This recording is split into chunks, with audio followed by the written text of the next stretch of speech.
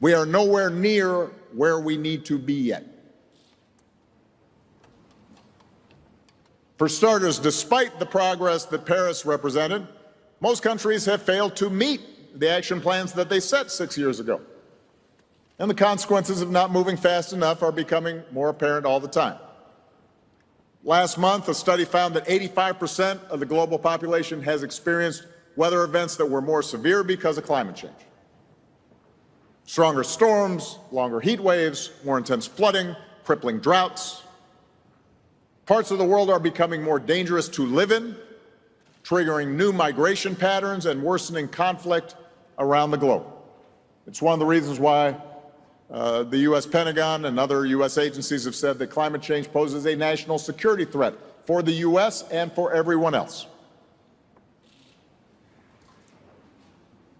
But not only did we not hit all of the targets that were pledged in Paris,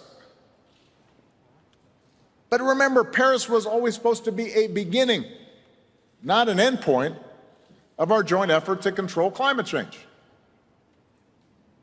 Back in 2015, we knew that even if the commitments made as a part of the Paris Agreement were fully met, we would still fall short of our goal of keeping global temperature increases below 1.5 degrees Celsius.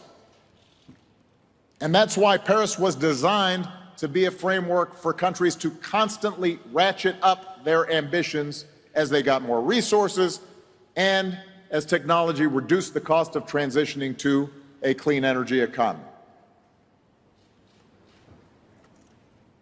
So, we come now here to Glasgow, and just as true with the Paris Agreement, there is good news and bad news about what has happened here this past week. The good news, in large part because of the efforts of the people in this room, the hours of work that you spent with, weak coffee and bad food and feeling sleepy. Because of you,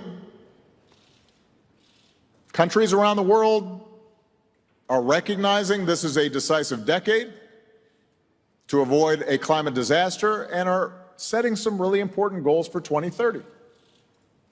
More than 100 countries this past week have committed to reduce methane emissions by 30% by 2030. As all of you know, curbing methane emissions is currently the single fastest and most effective way to limit warming. More than 100 countries have also promised to stop and reverse deforestation by the end of 2030.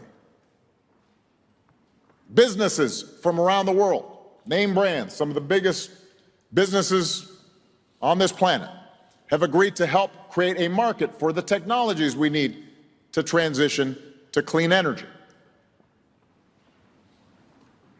Here in Glasgow, nations have also committed to help poorer countries move away from fossil fuels and deal with the effects of climate change.